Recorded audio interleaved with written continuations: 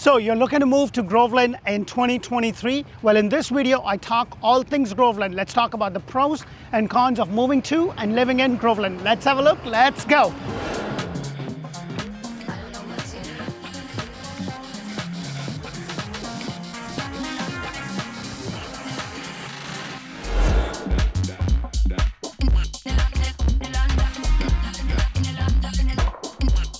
Hello and welcome to Orlando Living with Dee, and if this is your first time, press that thumbs up button, subscribe to our channel, show us some love because we bring you community videos all throughout Central Florida and Tampa areas. And guys, in today's video, I'm going to be talking about the pro and cons of living in and moving to Groveland. Now, Groveland is a small town, so if you are looking to kind of move to Central Florida area, and one of the known cities for Central Florida is Orlando, Kissimmee, Windermere, Winter Garden, which are much more populated and expensive.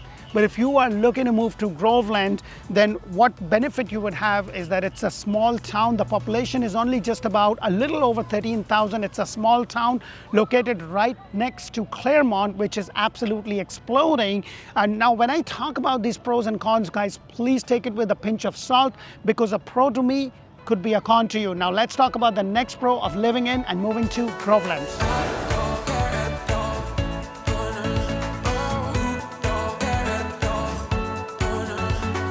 So the next pro of moving to and living in Groveland is the affordability. When you compare the affordability of the average median price with Orlando or Claremont, for that reason, the average median price right now at the time of the shoot in Groveland is kind of in lower 300s to mid 300s. There are some new communities. If you want to know more about the communities that are up and coming in this area, make sure to check out Orlando Home Show on YouTube, because that's where I bring you model home shows throughout Central Florida and Tampa areas. And that is one of the reasons, because the affordability. So you get more land when you come to build a house in Groveland when you compare that to Claremont, Orlando, Windermere, Winter Garden, because the average median size in Orlando for that reason would be 50 by 110 or 60 by 110, 120. But in Groveland, depending upon which community you are going, you are able to get a little bit more bigger lots, and that is one of the biggest pro for people kind of moving into Groveland. Now let's talk about the next pro of moving to and living in Groveland.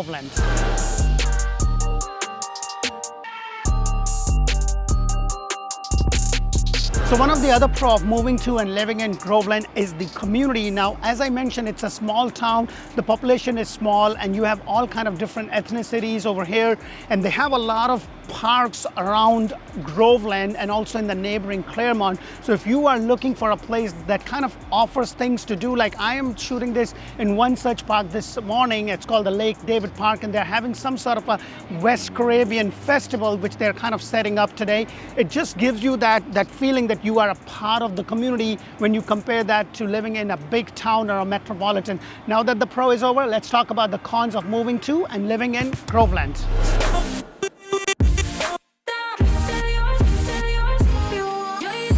So now let's talk about the con of moving to and living in Groveland. And one of the cons of moving to and living in Groveland is its distance to all the things. So you're just about 50 minutes to an hour to the airport, just about 50 minutes to an hour to all the theme parks. And it is a small town. And like I said before when I was doing my pros, that pros and cons is just my take. It's not that it's wrong or right. What it really matters is your situation and your family situation. What is that works for you and what is that doesn't work for you. So a pro to you could be a con to me and vice versa. Now let's talk about the next con of moving to and living in Groveland.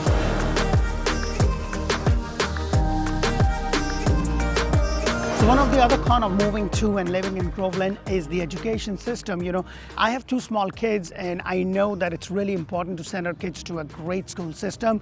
When it comes to Groveland, because it is a small town, as of right now, it only has one high school, one middle school, and two elementary.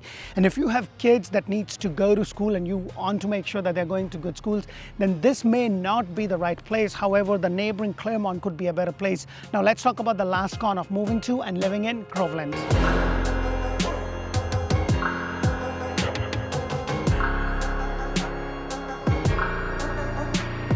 So one of the last cons of moving to and living in Groveland is the infrastructure. As I mentioned before, it's a small town, so there's not a lot of infrastructure that is kind of built in terms of schools and hospitals. As a matter of fact, it does not have its own hospital. It does have a hospital down the road in Claremont, which is one of the major hospitals. As I mentioned before, the education system, if you are looking for like a shopping mall or a big shopping complex, they don't have one, but there is one just down the road in Claremont, and these are the things to kind of keep in mind. Now guys, I say this again, pros and cons are just my take. What really needs to matter is what works for you and what works for your family. If you want to know more about the whole Groveland itself, make sure to check out the community video on Groveland, where I go a lot more in depth about the school, the education, the shopping, the dining, the real estate, everything else you need to know. I hope you get a lot of value, and if you are looking to build a brand new home anywhere in Central Florida and Tampa areas, make sure to check out Orlando Home Show. That's where I bring you model homes throughout Central Florida and Groveland.